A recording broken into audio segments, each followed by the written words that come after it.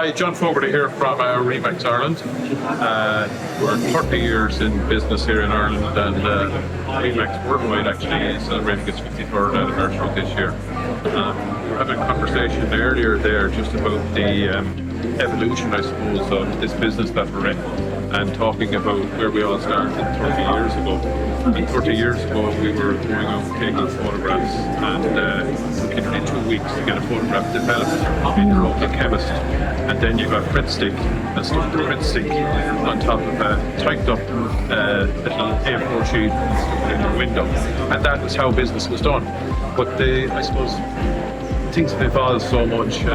Social media has really, people have upped their game with social media. But one of the big things we've just been talking about in the industry over the last number of months is the key thing to remember here that this is a people's business, and it's a contact sport. And a lot of people are worried at the moment, that they're not on social media enough, that AI is going to take over. But the key thing to remember here is that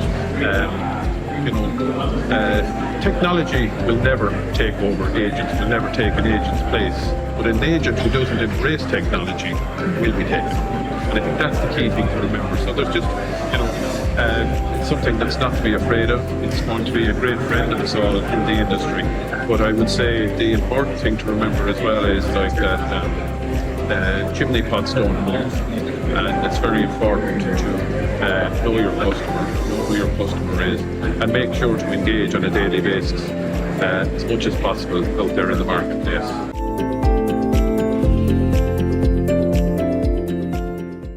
My name is Declan Trainer. I work with the Property Services Regulatory Authority. We're the regulatory body that regulates auctioneers, estate agents, letting agents, and property management agents. We're based in our head office in Kearney. We're part of the Department of Justice, and as I say, our main function is to license auctioneers, estate agents, letting agents, property management agents. Their license will be due for renewal annually. And also we have a complaints process whereby if somebody is engaging with a property service provider has an issue, they can contact us, and we will assess the complaint and investigate if necessary sanctions will be imposed on the property service provider. We also have a compensation fund, so if a member of the public or somebody engaging with a property service provider loses money through the dishonesty of that provider, they may be entitled to claim compensation from our fund. So we have over 6,000 licensees, there's approximately 2,000 businesses and 4,000 individuals are licensed by ourselves. And we also publish the Residential Property Price Register as well as the Commercial Leases Register. Our website is www.asr.ie, and for anyone who's engaging with a licensee, they are all issued with credit-sized license card, which they are obliged to produce if they're requested to do so. But also you can check the register of licensed property service providers on our website at that address, www.asr.ie.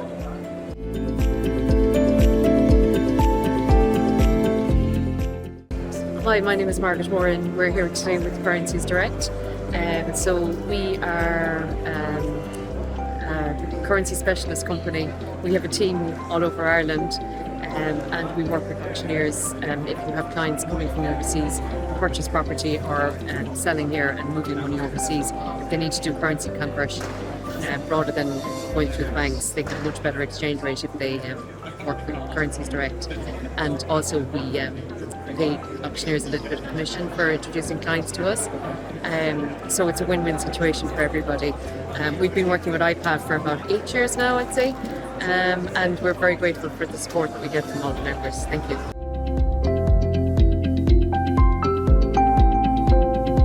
Hi, my name is David. I'm from Home Building Finance Ireland. We are a government agency set up 6 years or so ago to provide development finance to builders of residential schemes, both small and large across the country. We're here today to meet with the auctioneers and valuers with the hope of letting them know that we exist and that we have finance available for schemes of new housing that they may come across. As I say, we're in all across the country. We have business development employees in both the west and south and the east of the country, and anxious to speak to any developers of new housing schemes that are looking for finance. available to meet, provide, and anxious to provide you with your development finance for these schemes.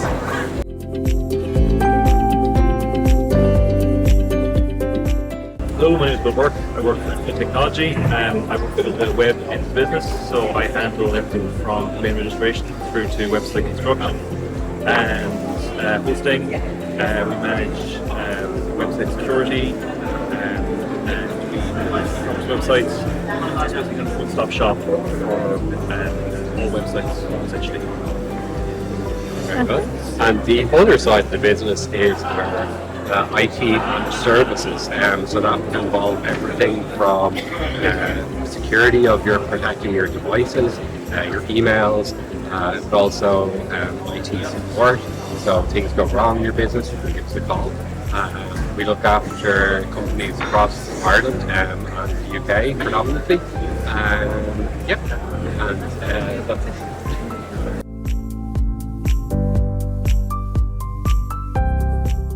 How you doing? My name is Carl Cummins. I work for Client Accounting. We're a property accounting platform. I work with auctioneers and real estate agents across Ireland and the UK. Here I'm joined by my colleague Luke, and this is our 14th year, maybe even more in Dublin. So we're delighted to be here. There's over 500 attendees, which it's brilliant. We're having great conversations with existing and hopefully some new customers. Luke Halpin here with Client Accounting as well. So you can get us at www.client.com and for all your pricing queries, any assistance as well, feel free to hop on the website and contact us.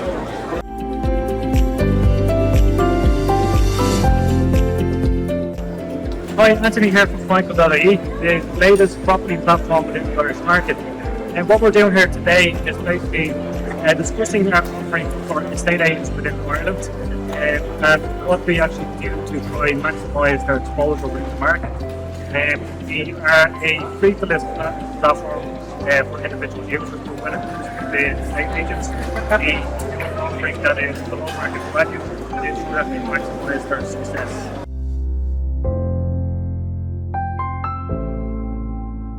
My name is Shona Dunleavy. I'm the marketing manager here at daft.ie. All of us at Daft couldn't be any happier to be at the 2024 IPAV Valuation Conference. This is a key milestone for our agent partnership progress with an institution such as IPAV. It's been an absolute honour for us to have conversations with our valued clients from across the country today. Each member of the daft.ie staff has had great conversations with our valued clients, and we're looking forward to continuing and to improve our relationships with these clients. We are so delighted to be here today, and we are eager to continue on our trajectory with IPAV and its valued members. The feedback we've gotten from agents, particularly today, has been fantastic around our regional approach. We are now very much a face-first organisation. You might even recognise your account manager at the side of a GAA pitch on the weekend. Being local and knowing your local area is key to us here at our DAF regional management team. The impact our regional approach has had on agents has been incredibly positive. Agents are now very familiar with their account manager on a first name basis. This has led to a better quality service, which our agents have given us direct feedback on. As our account management team develops our regional approach and improves on it, it will allow us to provide an even more tailored service to agents across the country whose account managers know their area and know what their particular business needs. The biggest question that agents are asking us are, how do I grow my market share? How do I become more visible? And how do I win that next instruction? And we have the answers. We have the data, and we're happy to share it with agents across the country. Some of the things I've been asked to do by agents around the country are to provide strategic marketing tactics, know their area, and the biggest piece of advice I can give to an agent is brand, brand, brand. Have your brand top of mind, whether that's online. It also should be offline. Your brand needs to be visible at least 7 times for a seller to think of you when they are selling a property. So put your feet in a seller's shoes and walk a day in their shoes and make sure your brand is visible at least 7 times.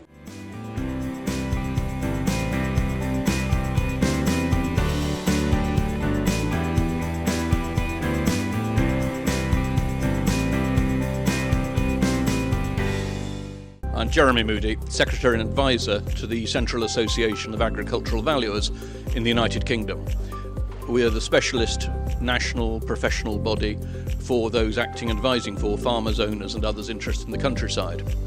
I'm also Vice Chairman of the European Valuation Standards Board, and it's in that role, as much as the agricultural interest, that I was invited here, I'm very pleased to be invited, to the conference today with IPAV in the RDS in Dublin.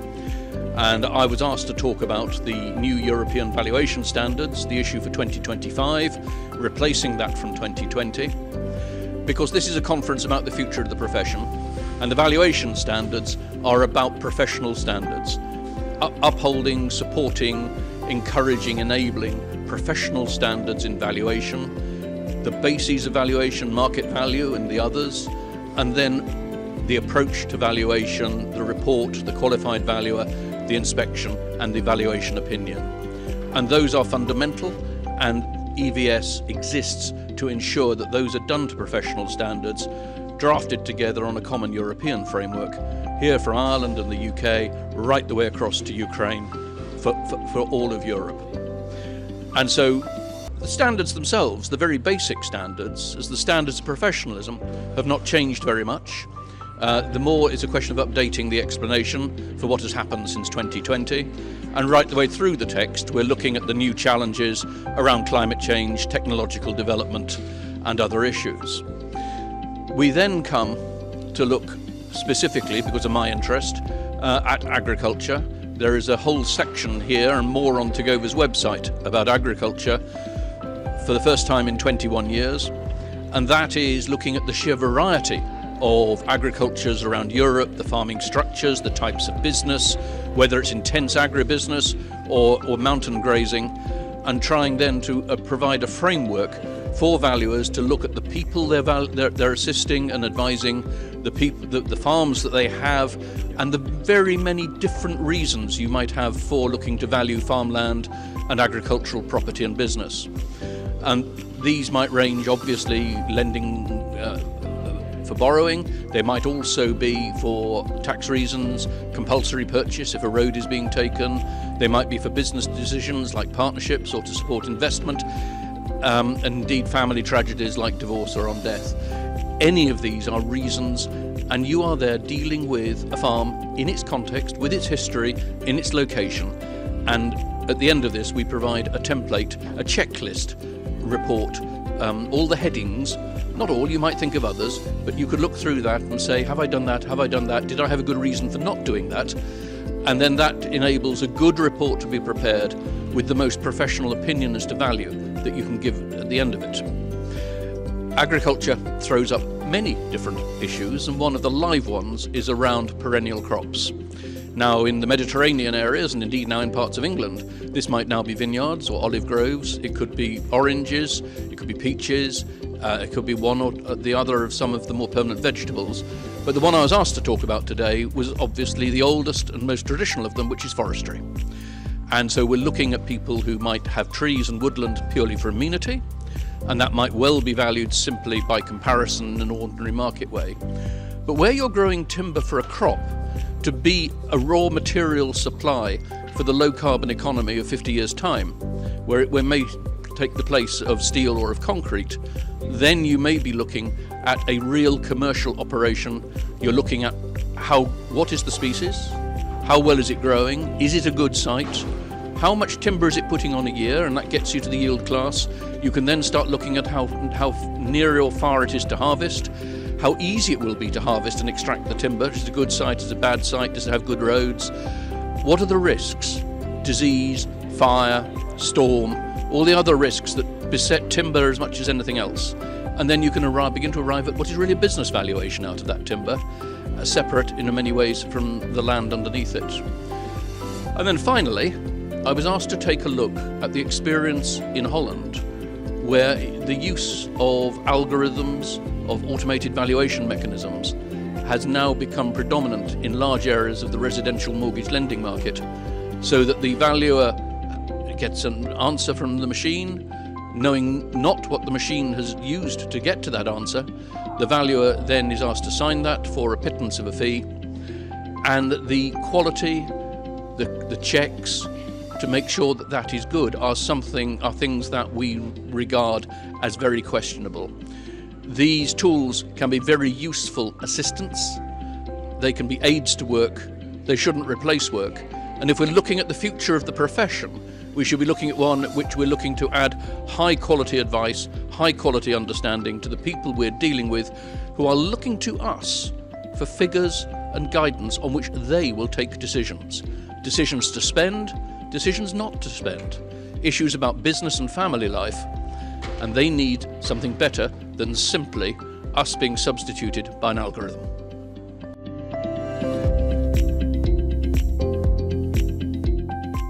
Hello everyone, my name is Patricia Kuczycka. I'm a commercial valuer at GVM. I'm based in Dublin.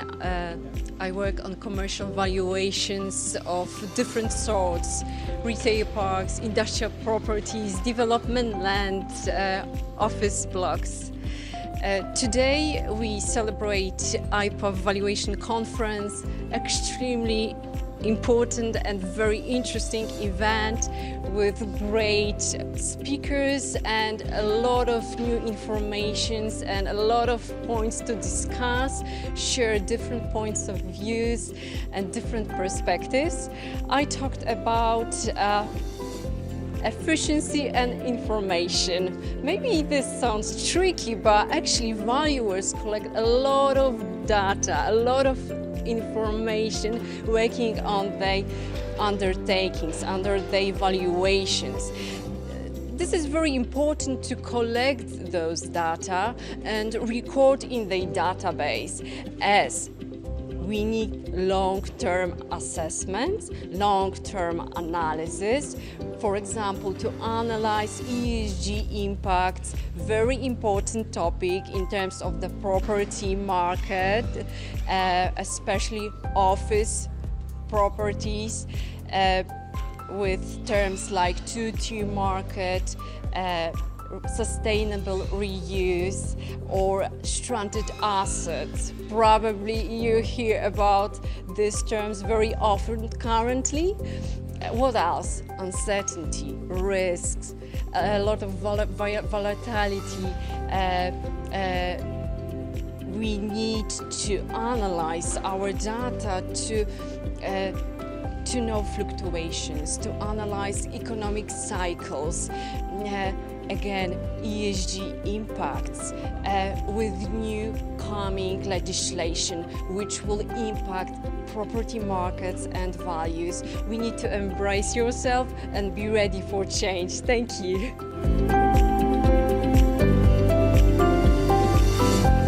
Good morning, I am Olivier from Paris. I work in Cushman & Wakefield Valuation. I manage a team of 100 valuers all over France and value all kinds of properties. And of course, globally, all over Europe. And we have more and more business, valuation business and investment business in Ireland. We did, I think, around 20 valuation process last year. I am there to this conference to talk about sustainability, ESG process. In France, we have decided to invest massively on this and to create templates for investors and to check that the building is green, not green. That's why we have many meetings with banks, investors, valuers to decide to have the same template for everybody and to be in phases with the decrease of zero carbon process. The decrease should be 30% in the year 2030. It's very interesting to talk with Irish people to know exactly what is the process compared with France. And I think there will be many discussions after my conference.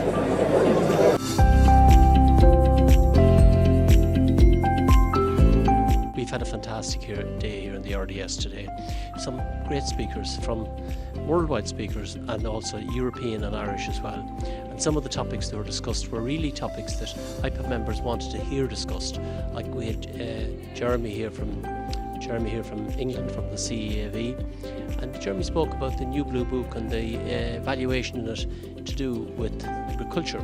And there's 32 pages of agricultural evaluations in the new Blue Book, including a template to go with it for evaluations, which was exceptionally important and great that somebody like him that wrote or helped to write the Blue Book was actually here to go through it. We've had Ivan, of course, Ivan Yates, did his electoral wind-up, I suppose, to tell us what was going to happen in the next government. Jim Power, we had him here.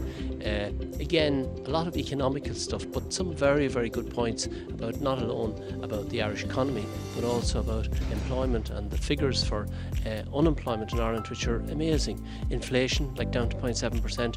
We were delighted to have Jim here, and he's a great, lovely talker. At the end of the day, I think it's so great to have so many speakers coming to the RDS in Dublin, and we had about 700 people here altogether today. We had over 500 members of IPAV plus guests, and many students from both our programme, which is the IPAV programme, and the apprenticeship programme in Ballsbridge, Cork and in Athenry. And we're delighted to have them all here. It's great to have students come and mix in with auctioneers and see what's the next step for them when they become auctioneers. So we're delighted to host them and have them. And overall, we had a great day. And indeed, thanks to all our exhibitors here today and to our main sponsor staff and media has, only for them we wouldn't be able to run the competition or the exhibition today or the conference. So it's brilliant. We thank everybody, and it's great to be here.